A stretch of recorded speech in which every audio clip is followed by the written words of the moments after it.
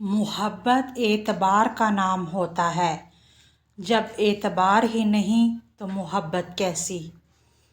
مرد ہمیشہ اس عورت سے محبت کرتا ہے جو حقیقت میں محبت کے قابل نہیں ہوتی۔ کون کہتا ہے محبت برباد کرتی ہے؟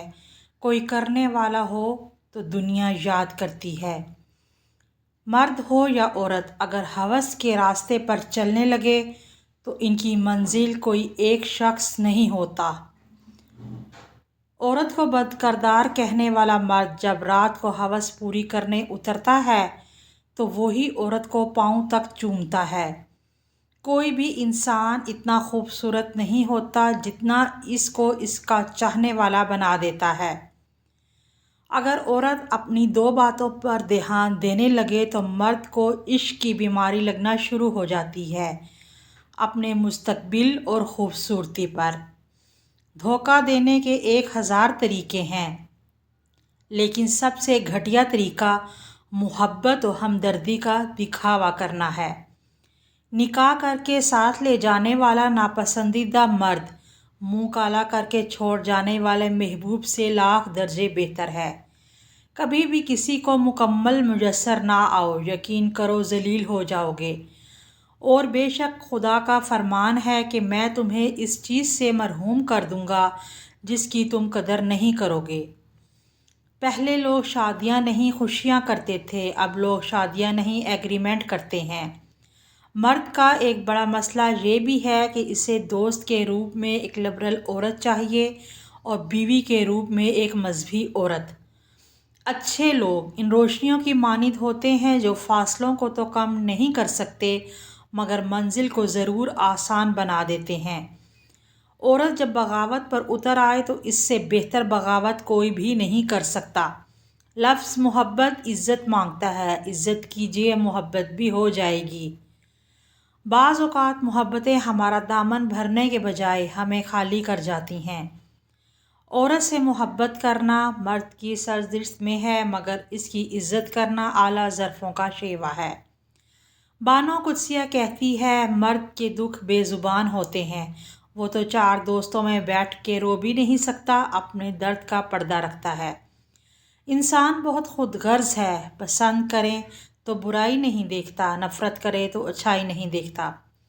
محبت میں ایک نہیں کئی سرخاب کے پر ہوتے ہیں، لگ جائیں تو سب بدل جاتا ہے، کچھ بھی پہلے جیسا نہیں رہتا، نہ ہم، نہ ہماری ذات، نہ سوچ انداز۔ محبت سب سے بڑا انقلاب ہے۔ ہمارے معاشرے میں احترام کرنا ناپید ہو چکا ہے کہ اگر کسی بندے کو خاتون کا احترام کرتا دیکھ لیں تو لوگ سمجھتے ہیں ٹھرک جا رہا ہے۔ نزدیک سے آنے والی آوازوں میں سے قریب ترین آواز ضمیر کی ہوتی ہے، جو کہ بہت کم لوگوں کو سنائی دیتی ہیں۔ بہت جلدی سیکھ لیتی ہوں زندگی کا سبق، عام سی لڑکی ہوں، ہر بات پہ ضد نہیں کرتی۔ اپنی بیوی کا تہ دل سے شکریہ ادا کریں کیونکہ وہ موت کی دیواروں سے گزر کر آپ کو اپنا شوہر بناتی ہے۔ اپنوں کو وقت دیجیے، تاج محل دنیا نے دیکھا تھا، ممتاز نے نہیں۔ کبھی کبھی اپنے گریبان میں جھانک کر دیکھ لیا کرو، اپنی اوقات کا پتہ چل جاتا ہے۔ کسی کے اعتماد کو اتنی ٹھیس نہ پہنچاؤ کہ دوبارہ میل جول اور سلام دعا کے قابل نہ رہو۔